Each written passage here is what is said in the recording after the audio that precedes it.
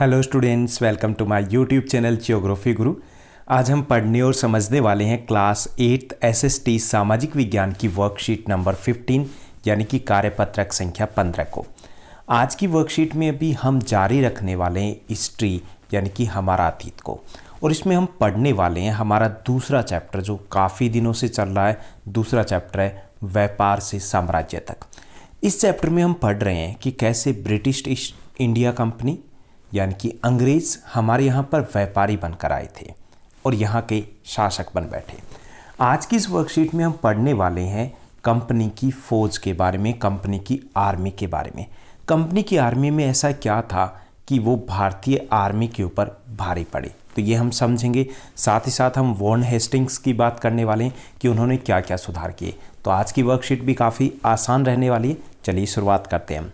जैसा कि आप अपनी स्क्रीन के ऊपर देख पा रहे हैं, ये हमारी वर्कशीट नंबर 15 यानी कि कार्यपत्रक संख्या 15 है। हमारा विषय सब्जेक्ट एसएसटी सामाजिक विज्ञान है, जिसमें हम हिस्ट्री का दूसरा चैप्टर पढ़ रहे हैं, व्यापार से साम्राज्य तक। और आज की दिनांक है 16 नवंबर 2020। यहाँ पर आज हम बात करेंगे नए शासन की स्थापना कैसे की गई, यानी कि उन्होंने भारतीय जो शासन व्यवस्था थी उसको बदला। कैसे बदला? अपने अकॉर्डिंग बदला। और साथ ही साथ हम बात करेंगे कंपनी की फौज की। तो सबसे पहले हम बात करते हैं नए शासन की स्थापना कैसे की गई। गवर्नर जनरल वॉरेन हेस्टिंग्स जो 1773 से 1785 यानी कि 1773 से 1785 तक गवर्नर जनरल रहते हैं। उन्होंने बहुत सारे परिवर्तन किए, इसलिए उनको काफ़ी महत्वपूर्ण व्यक्तियों में माना जाता है, जिन्होंने कंपनी के शासन को न केवल फैलाया बल्कि उसको मजबूती भी दी। वॉरेन हेस्टिंग के समय तक आते आते कंपनी ने न केवल बंगाल बल्कि बम्बई, जिसको आजकल हम मुंबई बोलते हैं, और मद्रास, जिसको हम चेन्नई बोलते हैं, यहाँ तक सत्ता हासिल कर ली। यानी कि बम्बई, बंगाल से लेकर के बम्बई तक, चेन्नई तक, यानी अधिकांश भारत के ऊपर कब्जा जमा लिया था उन्होंने। और ब्रिटिश जो शासनकाल था उस वक्त प्रशासकीय जो इकाई थी, जैसे आजकल हम क्या बोलते हैं, राज्य बोलते हैं ना, ये प्रशासन की इकाइयाँ हैं। उसके बाद जिले होते हैं। तो उस वक्त जो प्रशासन की इकाइयाँ थी उनमें बांटा गया था, अलग अलग राज्यों में बांटा गया था, और उन राज्यों को कहा जाता था प्रेसिडेंसी। उस वक्त 3 प्रेसिडेंसियाँ थी। कौन सी थी? बंगाल, मद्रास और बम्बई। यानी कि कितनी प्रेसिडेंसियाँ थी उस वक्त? 3 थी। और ये प्रेसिडेंसियाँ क्या थी? यानी हम ये समझ सकते हैं कि प्रशासन की सुविधा के लिए पूरे देश को उन्होंने कुछ राज्यों में बांटा हुआ था, प्रशासनिक इकाइयों में बांटा हुआ था, उनको प्रेसिडेंसी कहा जाता था। और हर एक प्रेसिडेंसी का एक गवर्नर होता था, और उन सब के ऊपर गवर्नर जनरल होता था, जो उस वक्त थे वॉरेन हेस्टिंग। यानी कि उन्होंने प्रशासन का एक नया तरीका वो लेकर के आए। प्रथम गवर्नर जनरल वॉरेन हेस्टिंग, ये कौन से थे? ये पहले गवर्नर जनरल थे। प्रथम गवर्नर जनरल वॉरेन हेस्टिंग ने इसके साथ साथ कई प्रशासकीय सुधार भी किए, जैसे न्याय के क्षेत्र में तो विशेष तौर पर उन्होंने सुधार किए। उन्होंने 1772 में एक नई न्याय व्यवस्था वो शुरू की। क्या किया उन्होंने कहा कि हर ज़िले में 2 अदालतें होंगी, जैसे कि आजकल होती है। तो एक फौजदारी और एक होगी दीवानी। फौजदारी अदालतों में जो लड़ाई झगड़े के मामले देखे जाएंगे, और दीवानी अदालतों में जो पैसे से संबंधित झगड़े हैं उनका निपटारा किया जाएगा। और इन अदालतों के जो मुखिया होते थे वो जिला कलेक्टर होते थे। कौन होते थे? यूरोपीय होते थे। उन्होंने मौलवी और हिंदू पंडित उनके लिए भारतीय कानून की व्याख्या करते थे, जहाँ कहीं भी उनको समस्या आती थी। फौजदारी अदालतों में सभी काजी और मुफ्ती के अंतर्गत ही थी उस समय तक भी, लेकिन वे भी कलेक्टर की निगरानी में ही काम करते थे। यानी कि अब अदालतें स्थापित हो चुकी थी, उनके अधिकारी निश्चित हो चुके थे, और उनमें कानून था वो भी लगभग निश्चित हो चुका था। हिंदी कानूनों में समरूपता लाने के लिए 1775 में 11 पंडितों को भारतीय कानूनों का एक संकलन तैयार करने का काम भी सौंपा गया, ताकि सब जगह एक जैसी कानून व्यवस्था हो और कोई भी कानून का फ़ायदा ना उठाए कि हमारे शास्त्रों में ऐसा लिखा है या फिर हमारे नियमानुसार ऐसा कहा जाता है।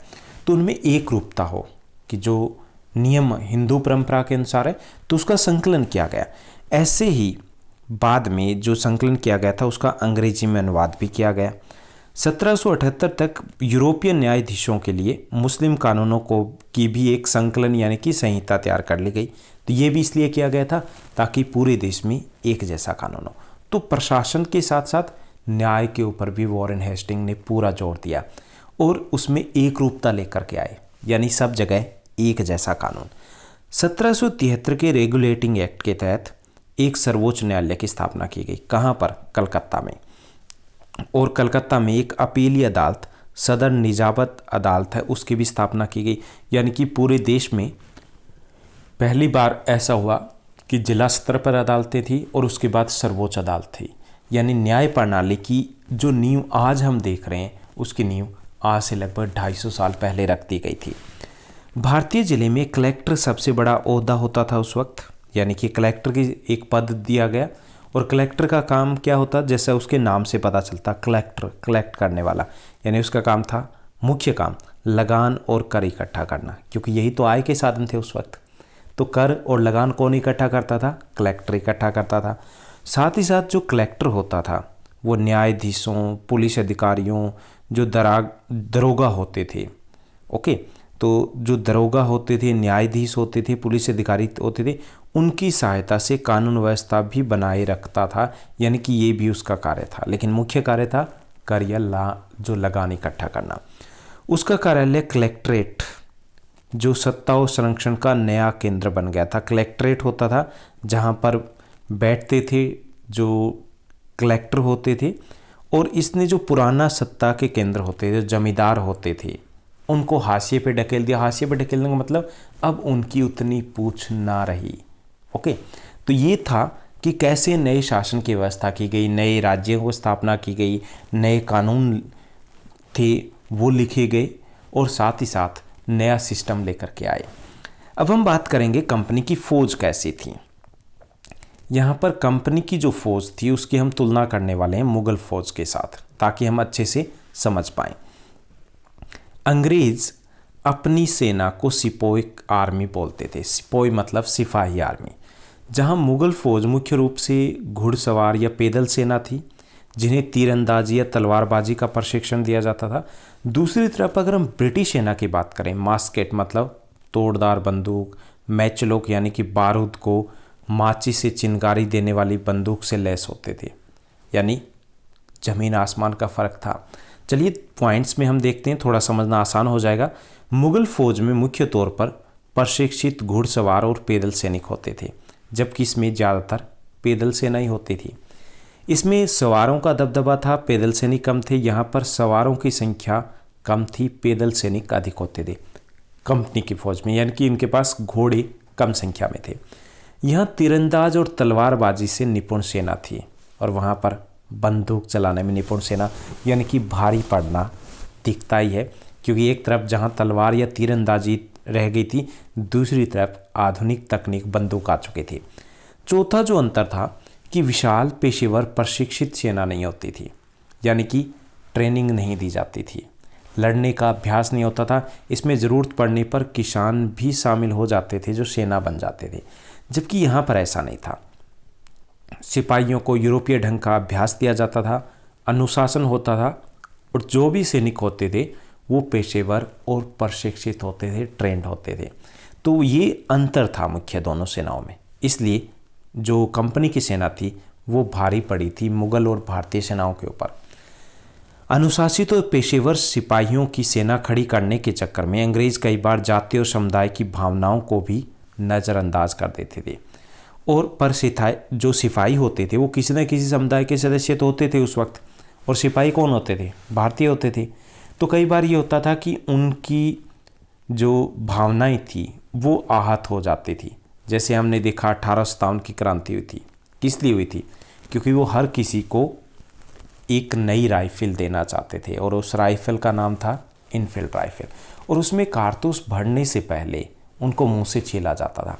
और ये अफवाह फैल गई थी कि इनके कारतूसों के ऊपर जैसे गाय के या फिर सूअर के मांस की चर्बी है वो चढ़ी हुई है, और इसके कारण विद्रोह हुआ। यानी कि उन्होंने जाने अनजाने में लोगों की भावनाओं को आहत किया था। तो वो इस चीज़ को मैटर उनके लिए नहीं करता था। अंग्रेज़ सिर्फ अपने डिसिप्लिन के ऊपर, पेशेवर सिपाहियों की सेना के ऊपर फोकस करते थे। हालांकि इससे उन्हें कई प्रकार की समस्याओं का सामना करना पड़ा। व्यापार से साम्राज्य तक जो हमारा पार्ट था हमने पढ़ा। इसमें हमने ये पढ़ा कि ईस्ट इंडिया कंपनी एक व्यापारी कंपनी के तौर पर आई और धीरे धीरे एक बड़ी शक्ति बन गई।